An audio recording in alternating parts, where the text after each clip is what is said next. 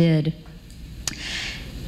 So, as you heard, I work with home health care workers, and in listening to that perspective about Alice Hamilton, it reminded me that when, so we did a collaboration with Joe Zanoni and Leslie Nichols and a few other people on bloodborne pathogens in the home care workforce back in 2004, I believe it was now, 2004 to 2008 or something like that. And that there had never been a study like that before. Is that correct? On the home care workforce. That was the first of its kind. So here's this, so by 2004, we're talking about hundreds of thousands of home care workers across the country, probably topping millions of home care workers across the country by that point. People who go into the homes, I mean, specifically the group that I work with are people who service low-income elderly and people with disabilities, those who are Medicaid eligible, who otherwise would end up in an institution, and this helps keep them in their homes. So there's the official job description of home care aides is not to administer medicine, not to help with insulin injections, anything like that. It's strictly tasks of daily living.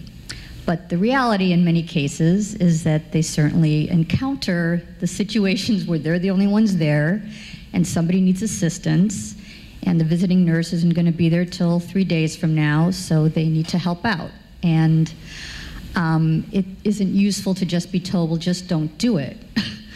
That's somebody else's job. They can't really, I mean, most people in that situation would ignore that advice. But so we found out through the study that, I mean, there was a fair amount of awareness of how to keep themselves safe, but there were some issues with needle sticks, small amount.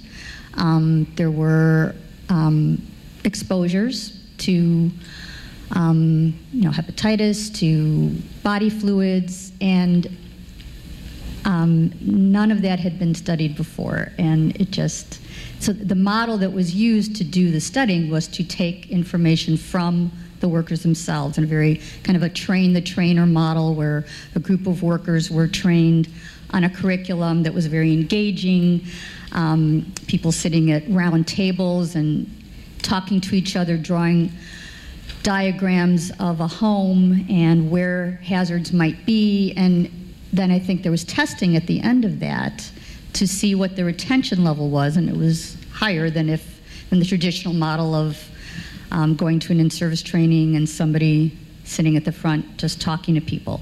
So it just struck me that it is amazing that that had never been done before and nobody was even, asking in a formal way. Why did that take so long?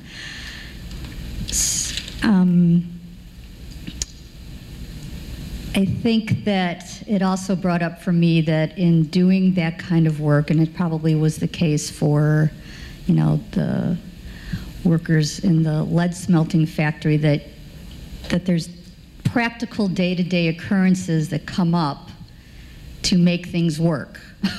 And if you want to keep your job and you want to do a good job and you want to, feel good about yourself at the end of the day, you're going to get it done somehow. So I think our home care workers knowingly sometimes expose themselves to those hazards.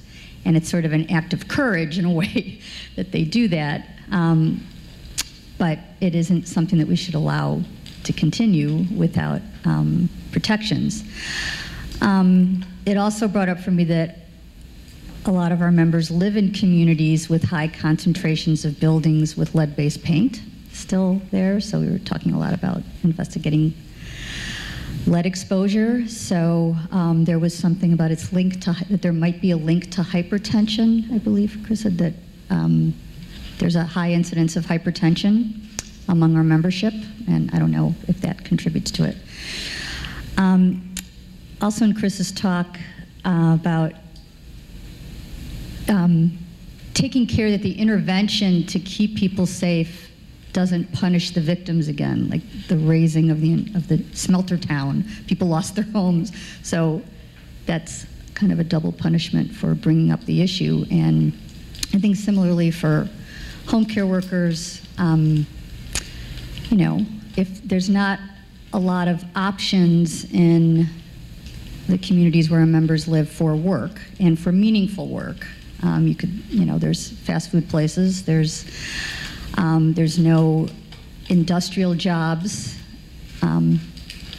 anymore that much in the communities where our members live, and home care, working in the community, has kind of replaced a lot of those industries. It probably employs as much as a large factory used to. So if you put all the home care workers in a community in one place, the population would be larger, or as big or larger than a steel factory where people used to work. So I was just thinking that, you know, even with knowledge of risks, there needs to be economic options, or people will try to live with the risk.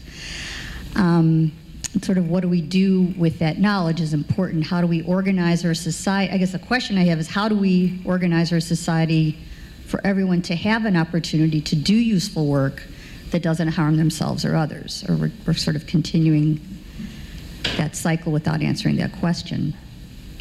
And then in Leslie's talk, like the phrase action research, which I feel is really a key component of moving ahead with any organizing campaign, that the people involved in the organizing do the research to find out what they need to do to have a winning campaign. And it also struck me that Alice Hamilton wanted to study medicine because she was so ignorant of it. I thought that was like a good perspective. I don't know anything about this, so I want to study it. And I feel like if we approach a lot of things with that perspective, there'll be a more caring society.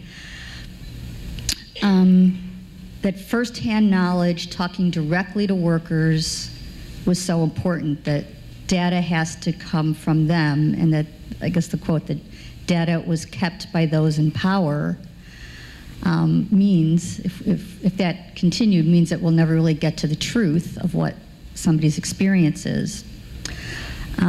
So I think I'll end with that. Those were my reactions. Thank you. I'd like to share my much less organized notes and thoughts with you. Here's a contrast.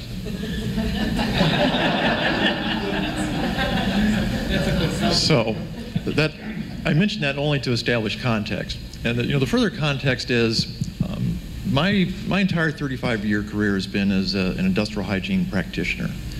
I'm not an educator, though I from time to time have been known to talk at length about some obscure topic. I don't view myself as an academic, and there's a lot of good reasons why that is the case. I'm a practitioner. I like going to workplaces, to factories. I like to see how things are made. I like to see, you know, innovative employers and innovative employees doing interesting and sometimes wondrous things, sometimes extraordinarily dumb and ill-informed and dangerous things, but we try to fix that while we're there. That's ultimately the point. Let me start with some thoughts on what I see as Alice Hamilton's, you know, key qualities and the things that I think are still really extremely relevant today. You know, she had I think a curiosity and a persistence that's necessary to do this job. You have to wonder about how things are made or how things are done, and you have to be persistent in asking the questions in order